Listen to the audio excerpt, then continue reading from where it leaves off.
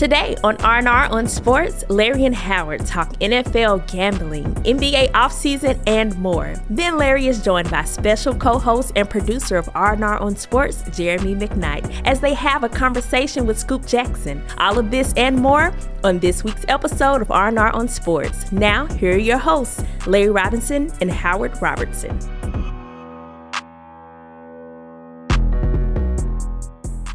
Hello and welcome to R&R on Sports. I'm Howard Robertson. And I am the great one, Larry Robinson. Larry Robinson. What's up, brother? What's going on? Man, it's all good. How you doing? Man, I'm wonderful. Good to see you again. Man, it's been a minute. Good. It's Where always you been good to so see long? you, man. Hey, man, I just got your new suit on? Hey, got man, your church suit on? Listen, man. Was that the they Easter put suit me out you didn't on the wear? Street.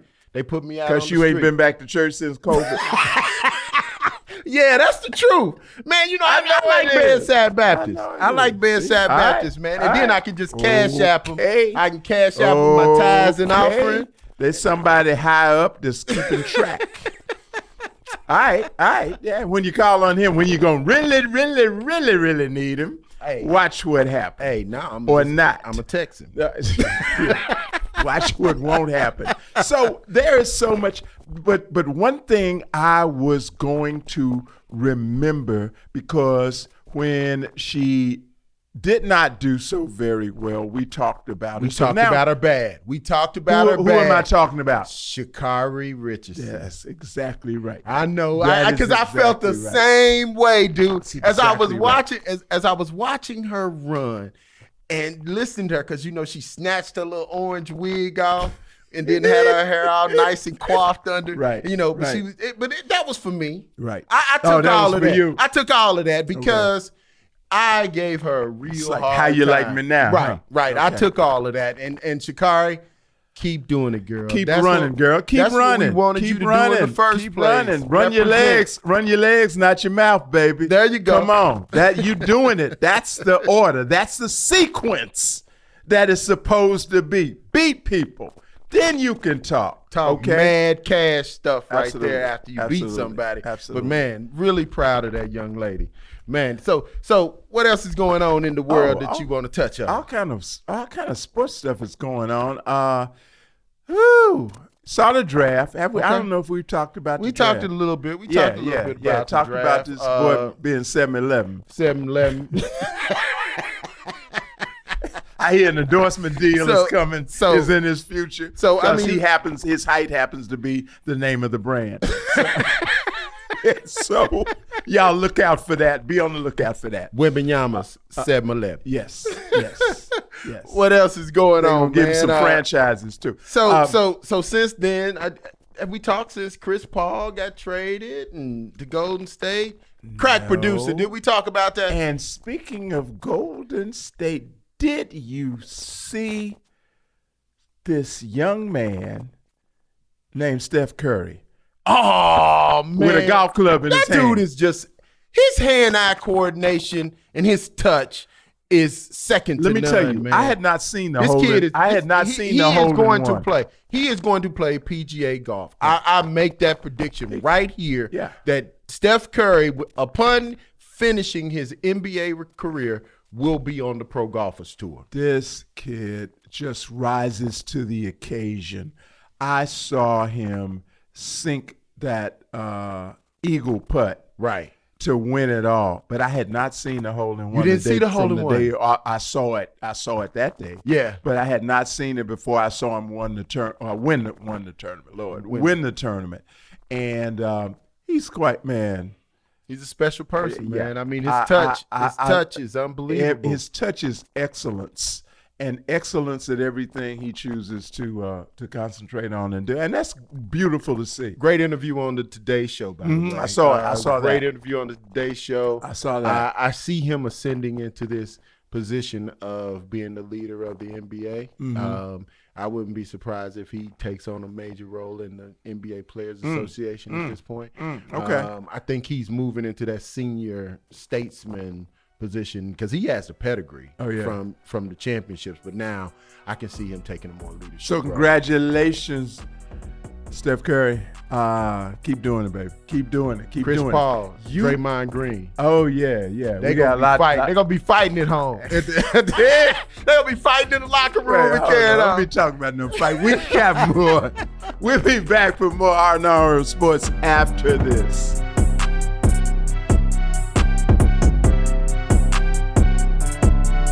R&R on Sports. Riffin' on jazz. But she was a sheriff's deputy Where? in Detroit. In Detroit. Oh, my God. You can't be no punk for that. And ended up playing a flute. Riffin' on jazz on the Kazookian Network. Boy, that boy Steph can so shoot that ball. That mother Scooter can shoot that ball from so far away. I tell you, you need binoculars to see that boy. Woo! I wrote a song about it. Wanna hear it? Well, you about to hear it. Here it go. Shoot it long. Shoot it from a mighty long way. Yeah. Steph can shoot it long. He can shoot it from a mighty long way. Anywhere on the court, the popcorn stand, the women's restroom, they ought to give them shots more than just a tray. Shoot that ball. Shoot it from the hallway. Well, Steph can shoot that ball, baby. Sure can shoot that ball, boy. He can shoot it all the way from the hallway. Shoot from anywhere you want. Just step on back and make them pay. Oh, that boy Steph is bad, boy. Steph. Woo! He free to shoot from wheresoever he want to shoot. His daddy can shoot the ball. He couldn't shoot it like that. His daddy can shoot the ball. Daddy couldn't shoot the damn ball like that. I don't care what you say. Daddy couldn't shoot the ball like that. Don't nobody shoot that ball like this boy. What's his daddy name? Delvin. No, what's his last name? Curry. He's Curry. He Curry. So where you think he But got everybody, the ball? just cause his name Curry, you think he can shoot the damn ball any way he want to? Nah, this boy done recreated shooting as we know it. No! In the modern age. No, his daddy shot the ball better. I just want some good barbecue. I don't want none of that Indian food. Who that got to some The Indian curry. food? I don't want any of that curry. It's too spicy. Put the curry on the barbecue. It's too spicy. That's what That you boy do. bad, though. Put That some boy curry on bad. them ribs. There's some curry on the ribs. Curry set them ribs off. They don't make no ribs in Carolina. I did that in Carolina. Carolina. We in Tennessee, boy. No, they mean Carolina, though. Carolina can't do nothing. It's barbecue. Not in Carolina. You want some curry flavored barbecue? I don't. They put some Don't he mustard have on- a little brother? They put some mustard on What's that his curry. name? I got some curry on my pizza.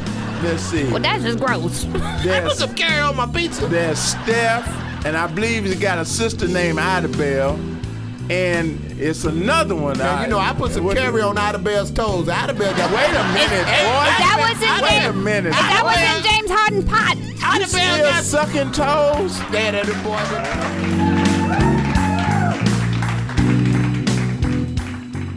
Community is more than where you live.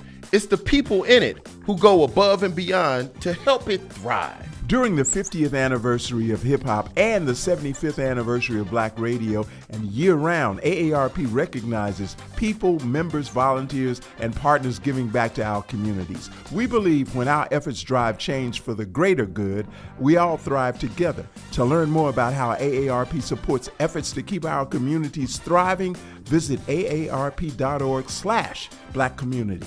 That's aarp.org/Black Community. Hey, this is Dr. J, and you're listening to a little R&R on sports. Welcome back to more R&R on Sports on the Kazookian Network. So, gambling problem. Yeah. Problems. Yeah. Plural. What's your thoughts on Somebody to the tune of $8 million. Lost $8 million. That's Yeah, an that's what NFL I'm player. saying. Yeah. Lost $8 million in the 2022 I said to the tune, season. they sung a real sad They song. sung a real sad song, baby. So, but it seems kind of hypocritical to me that you got the NBA, you got the NFL, you got MLB. All of them are got partnerships with all the various gambling platforms. Absolutely, and they are sponsors on the on TV, right, and fantasy football. So it's kind of hard for me to understand why they aren't able to bet on sports. Why can't they bet? Why can't they bet on teams? I can understand not betting on your team, but why can't they bet on the team in the other conference? I thought they could. They can't. That's why these kids can't bet on anything in their sport. They can't bet on anything in their sport. They can't bet allegedly on their team or any other NFL team. An NFL player can't bet on an NFL on their team or another NFL team. Okay. Well, it seems to me that first a number of things are going on. Number one is I believe the leagues are policing themselves, and I believe that they ain't policing themselves too hard because they get these relationships, and all of them are moving to Vegas. What do you expect? Whoa. I mean, policing themselves. It's only against the NBA. It's only against the league laws, right? Yeah. Okay, so I believe they have informants. I believe they have people that are close to players and whatnot that they are paying to tip them off as to because that's the only. How else could they really truly police themselves? I can't even imagine. And I believe what's happening now is these players are being made an example of to send a message that, hey, we're watching y'all. Got our eyes on you, got other folks' eyes on you. You don't know whose eyes are on you. Right. So you better watch yourself. But I think it is is it hypocritical? Hell to the yes. Yeah. So, Well, it's interesting that you would say there was an interview with Stephen A. Smith and Carmelo Anthony a few years ago.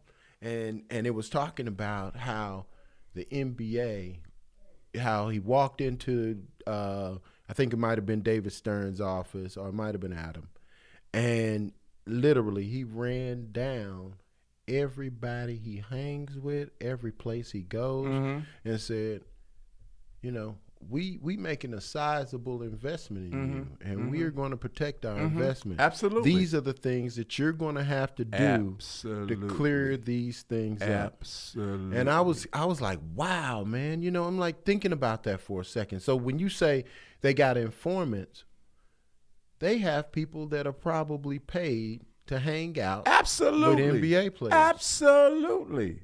Wow. Well, wait a minute. You acquire, and you know this. How well do you know this? You acquire, or players acquire, roadies that they didn't begin with all the time. That's very true. Very true. All of a sudden, they got a new best friend. That's right. And it's people that are professional. That's not hard to do. Friends. That's not hard to do, Larry. That's not hard to do. Why do you say that? I say that because I also see them as being very insular. I see them as being very insular, very guarded around a lot of people, especially today's athletes. Yeah, but sometimes their egos can be played. You got somebody that seems to just revere you and want to be around you and all of that.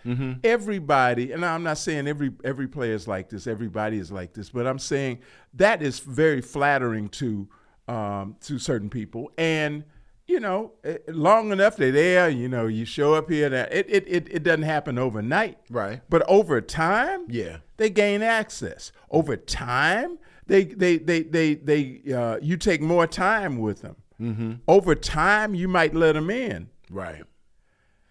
And, everybody ain't coming with you. Like Howard Senior told me. Everybody ain't your friend. Everybody. That's Ja. That's Ja. And if you got a friend that's stupid, he don't need to be your friend anyway. Well, hey, he actually the friend tried to help old Jai out. Yeah. So what? But the last thing I'll say on this is, I think it's indicative of an overall problem that we have where we do things and we do not have the adequate amount of control.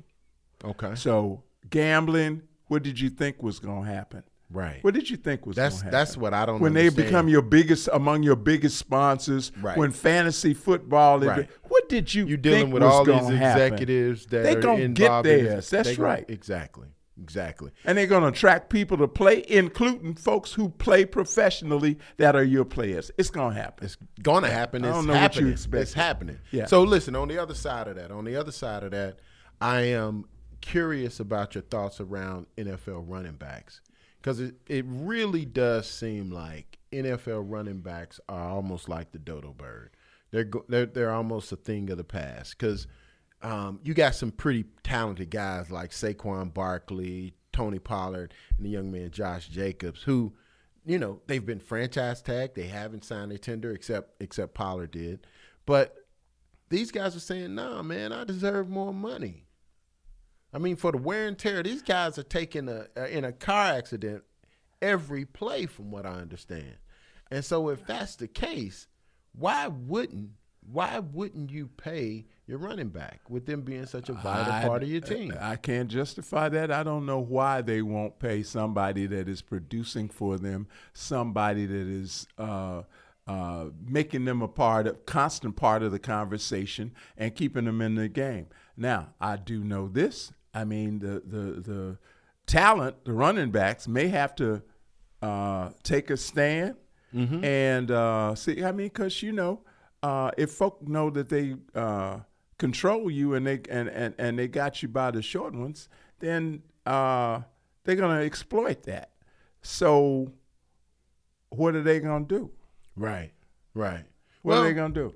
I don't know what they can do, but the fact of the matter is running backs are going to have to stand up and be able to tell this NFL teams and NFL league that you know what's funny? No, but they got it literally. They are going to have to take a stand and they're going to have to sit out. They're going to, like Saquon said, he's going to have to be willing to sit out a year.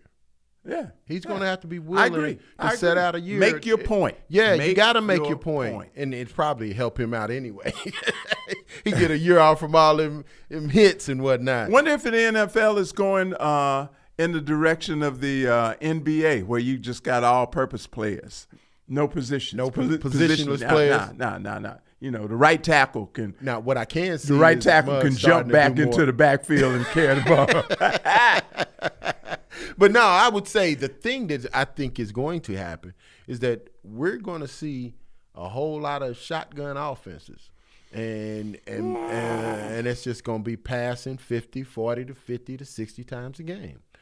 I mean, it's the handwriting's on the wall. Because, I mean, you're not paying Saquon Barkley, who's one of the most talented backs in the NFL, and Tony Pollard with the season he had last year.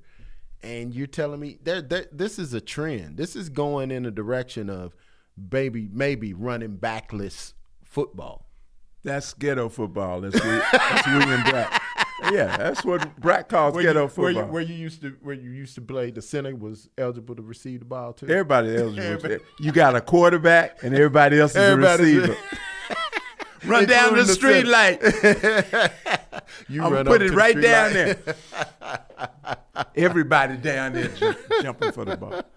We got a great guest today, and we're going to talk plenty of hoop. We have my brother, Scoop, Scoop, Scoop, Scoop, Scoop, Scoot up, down. So we got Scoop Jackson, now of the Chicago Sun-Times. All right. Yeah. And a contributor to ESPN. His ESPN position changed, didn't it? They didn't give him that pink slip. There was a lot of them there with pink slip. A hatchet and next time we see Jalen Rose, he going to be running around with a gray afro because he ain't going to be able to get it Beijing no more. He ain't gonna be able to get it dyed anymore. Jalen out here, man. Nah, I ain't gonna mess with Jalen. We need to send him to Ice Cube's barbershop. maybe they give him a break. Let Cedric do it. He ain't doing nothing. He ain't had no customers. Back for more R&R on Sports after this.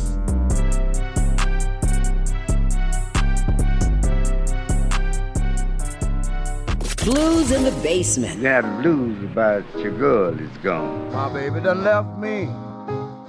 Gone and left me all alone. Denise LaSalle. Everybody know that my first big gold record was recorded right at High Studio. Blues in the basement on the Kadzookian Network.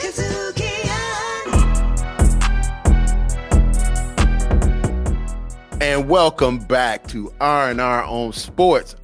Man, we got an imposter sitting next to me, man. He just done slid on next to me, and I'm trying to figure out where the hell did Howard go?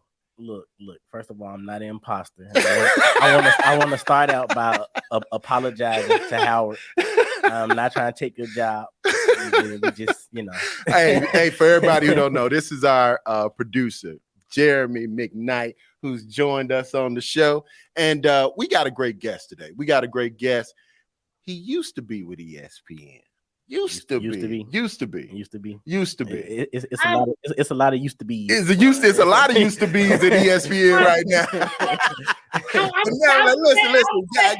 We who we talking about. We talking about the great Scoop Jackson. So listen, Scoop's on the show. So sit back and relax because we gonna have a good time. What up, Scoop?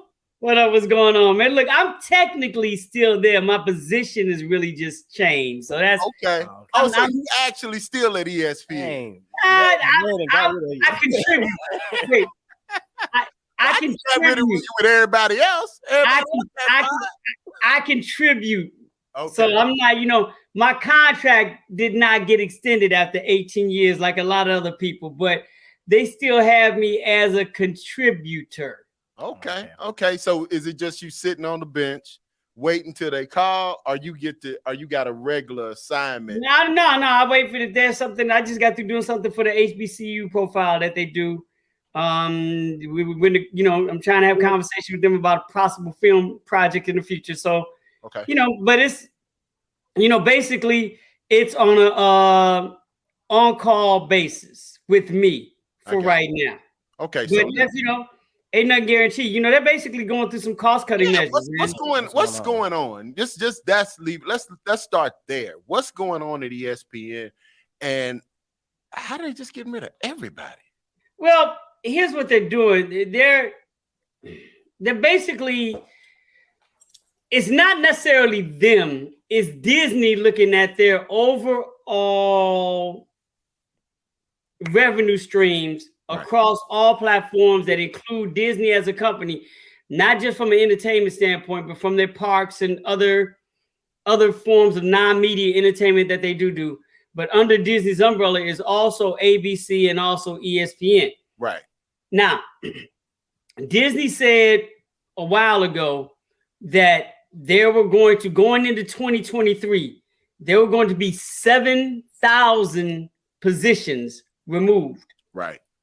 Now, and they didn't put a number on how many from each entity were going to be moved, but they were upfront about letting us know. Bob Iger was like, look, a bulk of that is going to come from ESPN.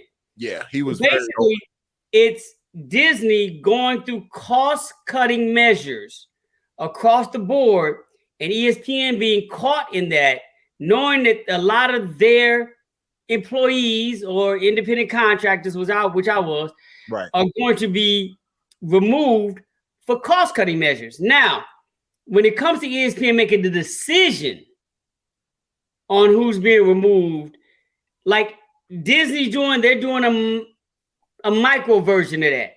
Okay. And they are cutting all of the fat around ESPN that they feel that they can function without, regardless of how much money you were making. Right. This started, if you really go back about 5 years and look how many positions have been removed from ESPN, you're looking at a large number. I don't want to give out a wrong number, but it's. Can I interject here? Because you are looking at a large number, but you also looking at ESPN doing some major deals. Like, I mean, But- Stephen A. Smith deal was the biggest contract. But here, no, I'm not cutting you off. That's what I'm trying to tell you.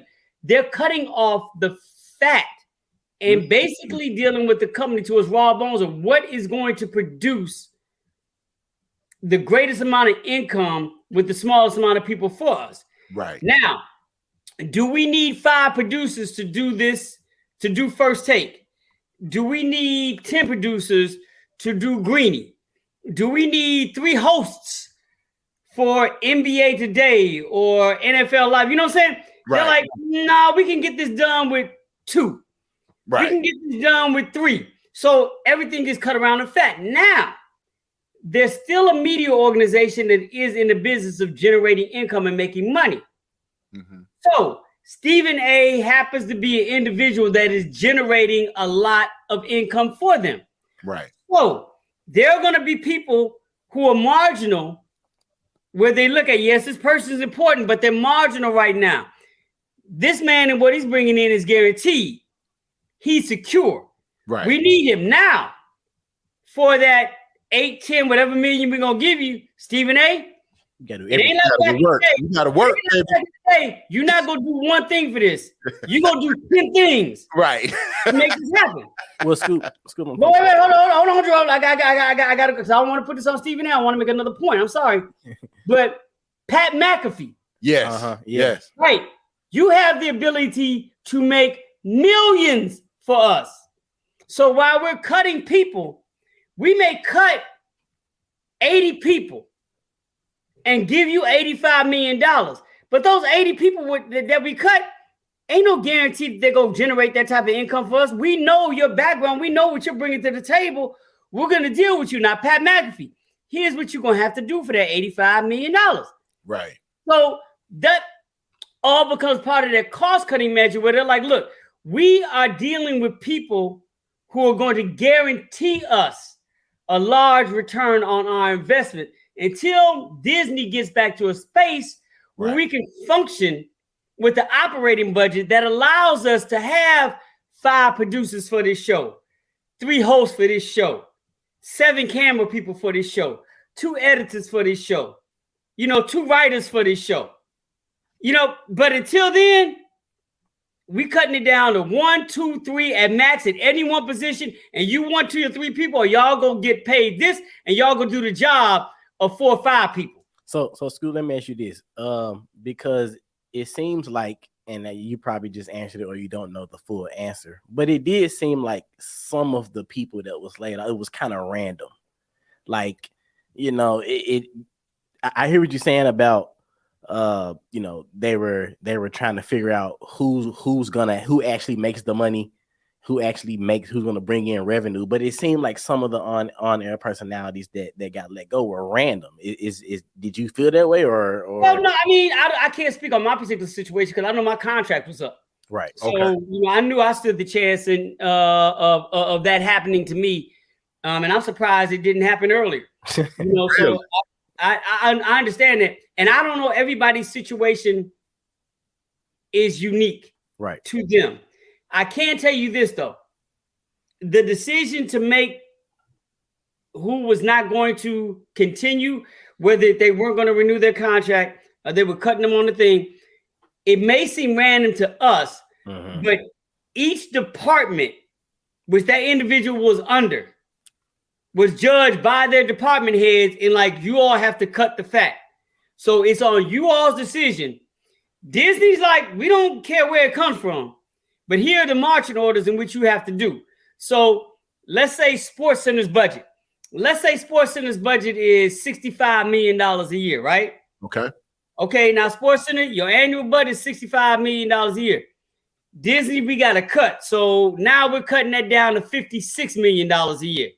Or we're cutting that to $50 million a year. Now, the people who are head of SportsCenter, the top dogs at Disney don't care how you get it done. However you get it down to your budget being $55 or $50 million, cut who you got to cut. So there are people in the room like, okay, well, let's see what we could, once again, trim this fat. Right. But let's see who's making us and generating interest and this, that, and the other. that we can salvage at this point. So to me, I know for sure that's how it was breaking down in each department at ESPN when heads started to roll. Right. So to the general public, it seems random, but there's a lot of thought that went into their decision making of who had to go based on the budget they were given, because every department had a reduction in their own budget. And a lot of that reduction in the budget came from personnel. Before we go to the break, quick question. How much of all these streaming rights deals is playing into this? Because you see, you know, NBA is loading up because they're about to get a windfall of capital. NFL's loading up because they're about to get a windfall of capital from these different platforms, such as Amazon doing Thursday Night Football. How much of that do you think impacts the revenue or the revenue potential of a property like Disney?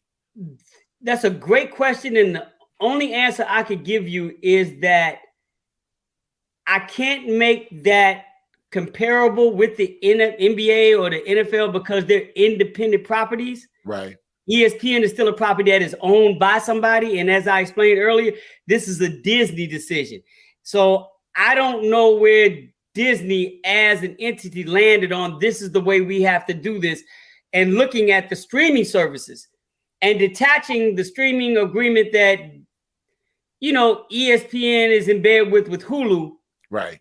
And seeing how it affects Disney as the ownership, you know, as the larger mothership of this entire organization. NFL and NBA and all these independent sport leagues, they operate in their own conclave. This is all them. There is no owner of the NBA. There are separate owners inside the NBA, but the NBA is a owned and operated entity all by itself. Right. So you're asking me a question and I don't know how to apply it when it comes to streaming services when there's somebody bigger than them making a decision on how that streaming looks, because the streaming money that ESPN generates is probably different than the streaming money Disney as a company generates. Right. Right. So, you know, it's hard for me to answer that question. I get you. Listen, we're going to come back with more scoop on Our Own Sports. But check it out. When we come back, we're going to talk about Wembanyama. We're going to talk about the NBA Summer League. We're going to talk about the NFL. So listen, stay right there.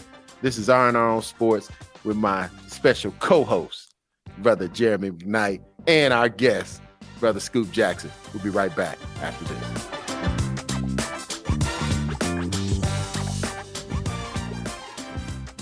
The company is based in Memphis, but it is international. A new building, an expanded team, new equipment, a new studio, all inside of 7 years. The resources that we were able to utilize with Kazukian and their team has been incredible. And our partners at Kazukian has been a large part of our success. One, it's Black owned. So we get to tell our own stories in our own way. With social media and the technology we have today, the world is listening. Kazukian. Check out all your Kazukian favorites now. Download the Kazukian app, available on Android and iOS. Kazukian. You're listening to a little R&R on sports. And we are back. Don't do it, man. Don't do it, man. We'll shoot you dead right here on the show. Listen, y'all, we are here with Scoop Jackson, still kind of with ESPN, but he. Look, here. Let me officialize this. Right. Now, I am right now columnist for the sports columnist for the Chicago Sun-Times. All right. So, sports columnist for the Chicago Sun-Times and a contributor to ESPN. Right. For the moment until they get tired of my black ass. You know? Well, listen, Scoop, we were off air and we were talking about how these owners have just this serious capital. And one of the owners that we talked about was the Phoenix Suns owner, Matt Ishbia. Ishbia. He has literally come in and taken ownership of this team and has given no regard to salary cap. I mean, you literally have 4 Hall of Famers on this team, and literally he don't care. He's willing to spend whatever it takes, and whatever salary cap penalty there is, so be it. Yeah, it's worth it. It's interesting. Yeah, no, it's interesting because I've always said that the salary cap is not a mandate. You know, you are able to go over it if you feel it's worth it for you. And if you feel it's worth it for you to make the money that usually comes to a team that wins the championship. I don't think there's any team in the history of, I'll just say American sports, but I'll specify to basketball. I don't think there's a team in the NBA that won a championship and in those following years lost money. You know, you win a championship, it levels you up to a point where you almost guarantee that what you're doing is going to make money. You are going to generate income just by interest, just by public interest in what it is that you're doing. Just renew public interest, already invested public interest. You're going to make money, and it's almost one of the greatest security blankets you can have from a financial standpoint in sports is to win the championship. So when you have that already there and you have a disposable income where there's no limit on that, and they're asking you, sort of like what we learned with dealing with former President Trump and paying taxes. It's like, wait a minute, you don't have to pay taxes? They're like, no, it's just a suggestion. It's kind of seriously. So it's kind of the same thing here. They're like, wait, there's a salary cap, but I'm not regulated by it. I don't have to abide by it. No, you don't. So when you have somebody coming in that understands the benefit financially of winning the championship, and there's no restriction on the money you can spend, and the money you spend is not going to hurt you financially. Right. Yo, why not go on in? People can complain all they want to. They can say that if Phoenix wins the championship, they can look at him as an owner.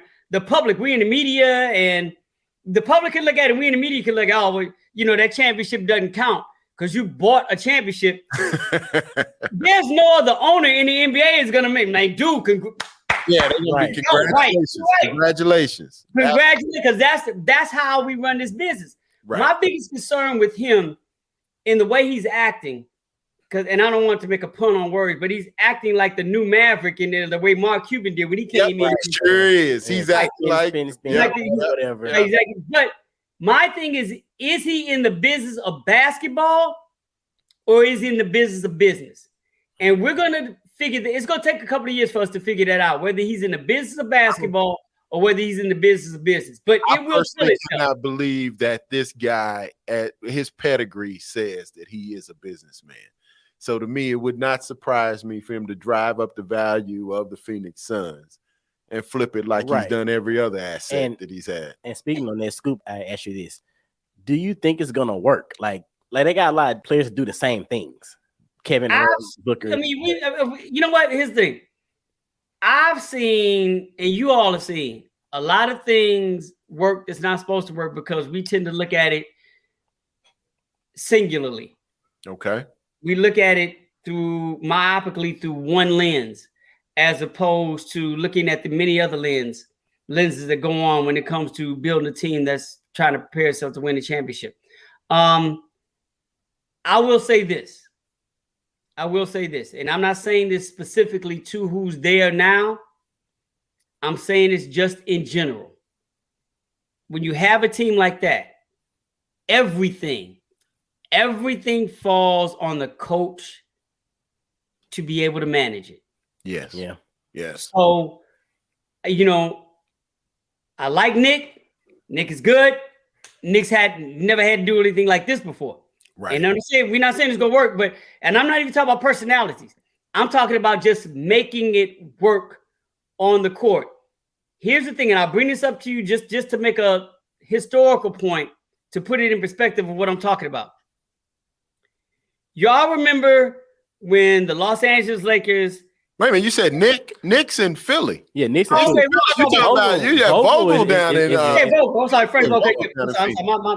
Look, there's been so many coaching changes. I apologize. So same thing before. Frank has to go there and make it work, and we've seen him make it work. So that even makes my analogy better. I'm sorry. So back in the day, the Lakers had Nick Van Exel, Eddie Jones, Shaquille O'Neal, and Kobe Bryant. And Dale Harris was the coach, correct? That's right. Okay.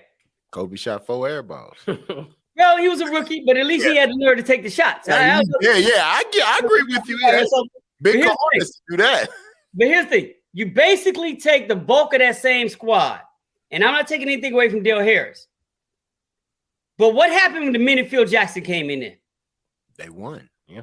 But it's not just they got also different players. They got different players, but he found a way to make everything. He looked at that dynamic. Yeah. And said, all right, this is working. This not. I can make this work. This isn't going to work here. But it's the same strategizing that he did to make it work with Dennis Rodman, Scottie Pippen, and Michael Jordan. You know, right. There's some, and I'm not saying that Frank Vogel has to be Phil Jackson. I'm just saying certain coaches come in and make things work. Yeah. Right. Larry Brown made that Detroit Pistons team work. Right. In a way that who's coaching Dallas? Rick Carlisle. Rick Carlisle was there and couldn't get him over the hump. But he didn't have Rasheed Wallace either, though. That's all I was about to say. But the right man came in and made it all work. Right. So what I'm saying is that we're watching Frank Vogel get his hands on a Phoenix team, and they have not played together before. No. But he may be able to do something with them, even with Bradley Beal, that say if Monty stayed there, not that he's a bad or worse coach, he maybe have not been the coach to make that work. I got and to me, when you have a situation like this, where you're dealing with this many players and it doesn't seem to fit, it's all on that particular coach to make it fit. So I'm not giving you a non-answer to your question. I'm saying the answer to your question is all on the coach. It's on them to be able to make it work. Like Doc Rivers could not make it work in Philadelphia. You think that was Doc's fault? Well, I'm not saying, listen what I'm saying. I'm not saying this is fault. I'm just saying he wasn't able to make it work. Now, somebody else could come in and find a way to make it work because they're a different coach for those particular individuals. I got you. You get what I'm saying? Yeah. It's not that he's not the right, that is on him. I'm just saying that it's all on the coach to find a way to make it work. Right. When we're dealing with what we're talking about right now. Right. Right. That's all. Now I could see a Nick Nurse in a Phoenix as opposed to a Philly, because Nick Nurse is supposed to be an offensive guru as it relates to the game of basketball on the offensive end. So it's really interesting to me that he would pick a Vogel over a Doc Rivers, over some of the other younger coaches that were out there. But once again, I hate to say that I'm not being protective of anybody in this particular situation, and I'm giving them benefit of the doubt, especially since James Jones is there. Right. And even though he does have a new owner, they know the organization and they know the team. Right.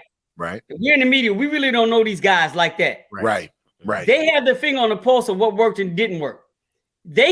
We on the outside looking in, and while we're looking on the outside and saying, we don't see how, not having Chris Paul there to, organize everything, how this is going to work with Bradley Beal, Devin Booker, and, Kevin Durant on the floor at the same time. But Phoenix may be saying, the only problem we have on this team that's stopping us from winning is we never got a chance to get the best out of DeAndre Ayton. And he and Monty's relationship was horrible. Right. So there's no way for that to work, regardless of who we get in here. Right. And while we're looking at whether these three players and Beal, Durant, and Booker can work, all Phoenix as an organization is looking at, if we can get DeAndre Ayton to play, that's all nothing else matters here. Right. And they may be like, Nick Nurse is the exact opposite of Monty Williams. DeAndre gets him. He'll get the best out of DeAndre. And if we get the best out of DeAndre, we don't even need Kevin Durant and Book. They may be looking at it totally different than we. Look, they're looking at the fact they're letting Cameron Payne right now run the squad. I like Cameron Payne, but he the He got traded. They just traded him. When did that happen? This week. Yeah, Okay, I missed it. Okay, all right, cool. Yeah, All right. they got rid of Cam. They got rid of him. All right, I was like, here's my thing. But I was gonna validate my point. Like, they must know something I don't know, because they were about to hand the keys to this dude to run this organization. So they must have faith somewhere. They said Bradley Beal is gonna run point. That's what they said. I can see that because he ran point. He ran point in DC. Yeah, but running point in DC and running point on the team that's trying to win the championship, that's only cute during the regular season. What are you going to do when you really have to, when a team has 7 games to break you down on something you're not used to doing throughout your career? Because what's going to happen is that he's going to run into some of them coaches. You know, it's going to be like, oh, no, we Bradley Beal playing point guard during the regular season, that's cool. But he ain't been in that position long enough. Right. For us not to be able to break down every weakness and tendency that is new to him now. Right. You know what I'm saying? That's new to him now. Because he has not been a point guard on a team trying to win the championship. Both of y'all know those are 2 different things.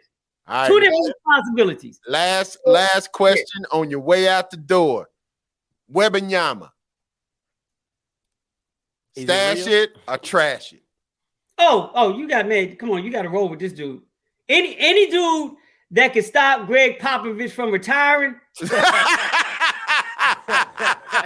That's exactly right. He's absolutely the truth. Look. I'll end it on this. All 3 of us know if we're Greg Popovich, everything he's done. Yeah. Yo, you're like, I'm done. I'm good. Good. I ain't never got to sit on the bench ever. We all be walking out the door.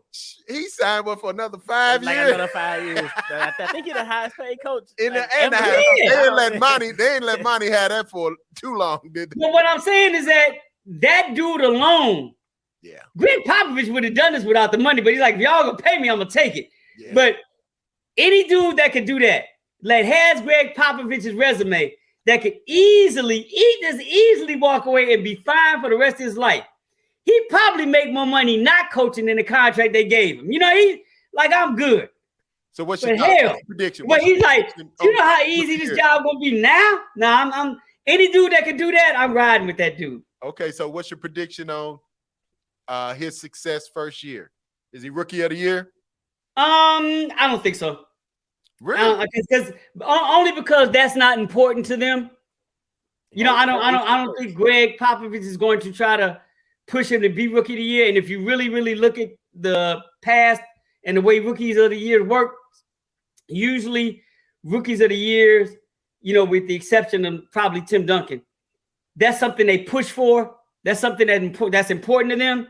Mm-hmm. And I will say this: Tim Duncan was very lucky that he came in and got to play alongside somebody as great as David Robinson. Right. So the rookie of the year became easy for him because everything was still bounced off David Robinson. Right. Tim Duncan had it easy because all of that focus was on somebody else. Victor, the focus is going to be on him. And unless they really, really, really want to push for that to be important, then maybe he'll get it. But I don't see that being important to the San Antonio Spurs or to them. I think, you know, they have bigger pictures in how they're trying to build, especially if you look at what they did with their other number 1 choices in the past. Yeah. Well, listen, man. Scoop Jackson, y'all. Scoop Jackson. Thank you for being on R&R on Sports as always. You know, we're gonna come back to you in a couple months, couple weeks. We're gonna come. Yeah, come back to me in about a week or two when I've been removed as contributor for ESPN. when they do some more cuts, they're like, we can't even afford you. Like, we can't even afford you for that little bit of change. You got to go, dude. So yeah, hit me back. Well, you know, at least you on the start cut bench. You know, you at least made it to the bench.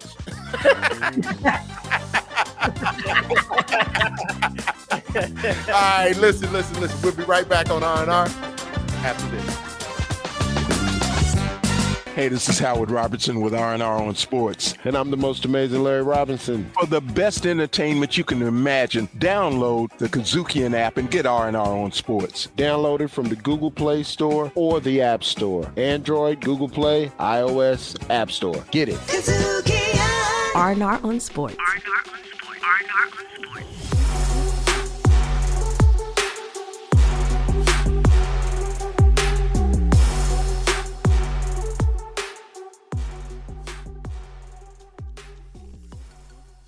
Welcome back to R&R on Sports as we head toward the door. See ya. So, we shouted out Sha'Carri Richardson. One more time, because I'm eating a little crow. Welcome back. We gave her a hard time. Well, I mean, it was justified at the time. It was. But now she running like she was supposed got to. some sense. Supposed like to. peoples. But look, Larry, and you wanted to give shout outs to Chris Eubanks. Chris Eubanks came out of nowhere, did his thing at Wimbledon. Chris, keep doing his thing. Out of Atlanta, one of our neighbors to the south. All right. Southeast. So, all right. Yeah. All right. So here's what we're going to do in the last roughly minute that we have. Out of deference and respect to those that are no longer with us. Okay. From ESPN. I am going to play taps, and you call the names. Ooh, let me see. Let me think. Stephen A. Smith is no longer. No, that's not true. But Jalen Rose, Susie Colbert, Jeff Van Gundy.